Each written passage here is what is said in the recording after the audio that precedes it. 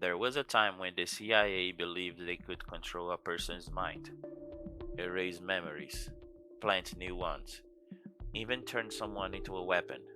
And to prove it, they used drugs, hypnosis, and psychological torture, all behind closed doors. The craziest part, most of the people they tested had no idea it was happening. In this video, we are going to dive deep into the details of the US government's secret project, MK Ultra. So, take a seat, because here comes history. The Cold War and the birth of MK Ultra. Let's rewind to early 1950s. The Cold War is in full swing.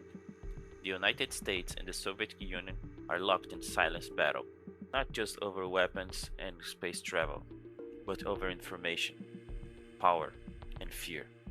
People are terrified of brainwashing. Stories are coming out of Korea, China, and Russia about soldiers being captured and turned into puppets, brainwashed to turn on their own country.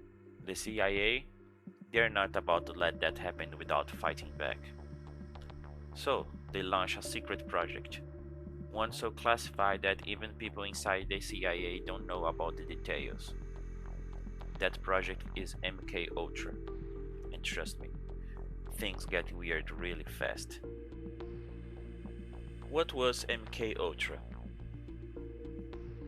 MK Ultra wasn't just one experiment.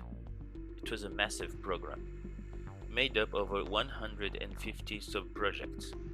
And the goal? Simple, in theory. Figure out how to control human mind. In reality, it became a playground for psychological experiments that often ignore basic human rights. The CIA wanted to know, could you erase someone's memory? Could you implant fake ones? Could you turn a person into a sleeper agent? Someone who would follow deadly orders and not even remember doing it. To find out, they use all kinds of methods, and I mean all kinds. The role of drugs.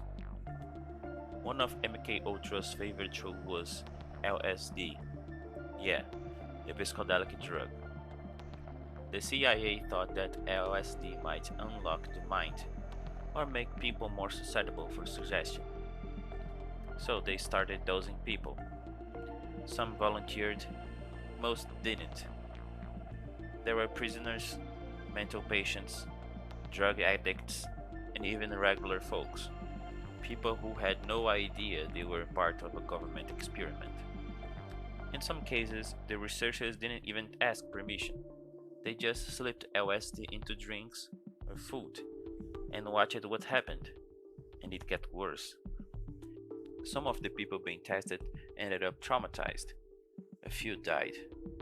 Others were left mentally broken. The safe houses and other dark stories. Here's where it gets straight up disturbing.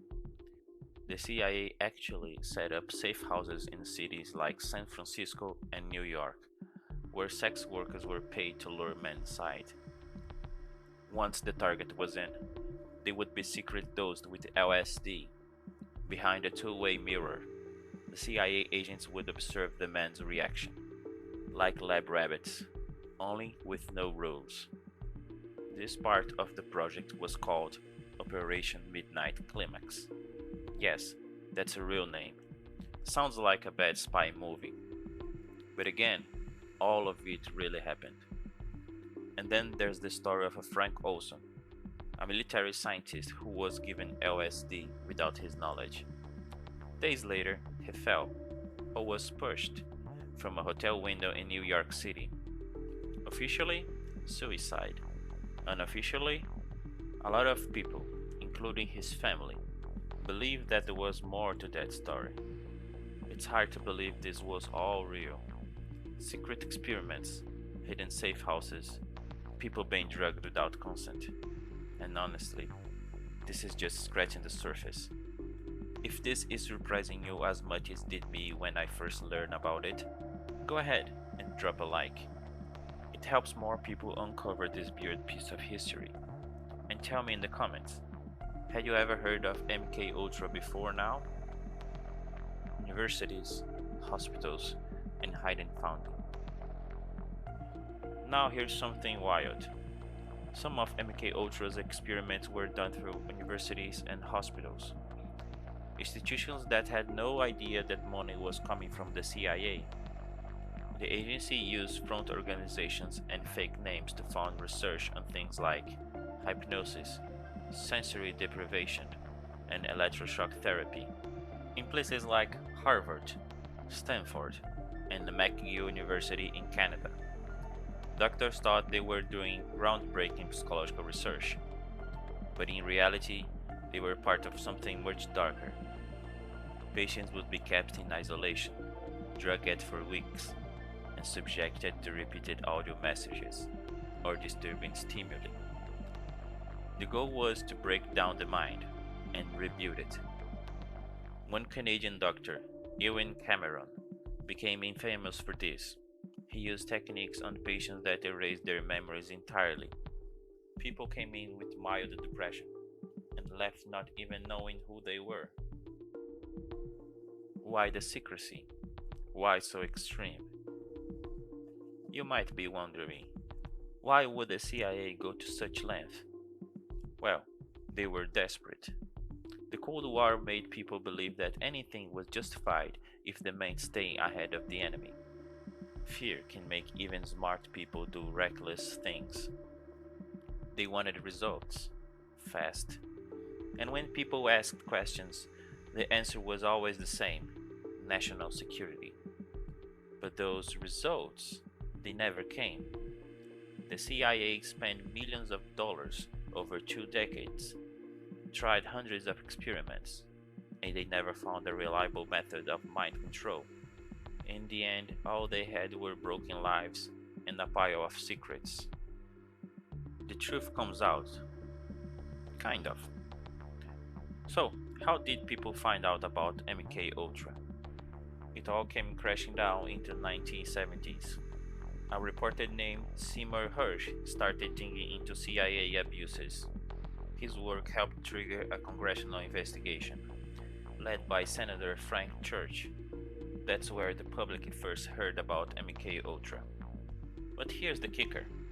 In 1973, right as the thing were heating up, the head of the CIA ordered most of the MK Ultra documents to be destroyed. So, what we know now is just a fraction of what really happened. Some files survived by accident. That's how we know what we do. But imagine what's still buried, what's never got recorded, or what was too horrible to write down. Legacy and pop culture.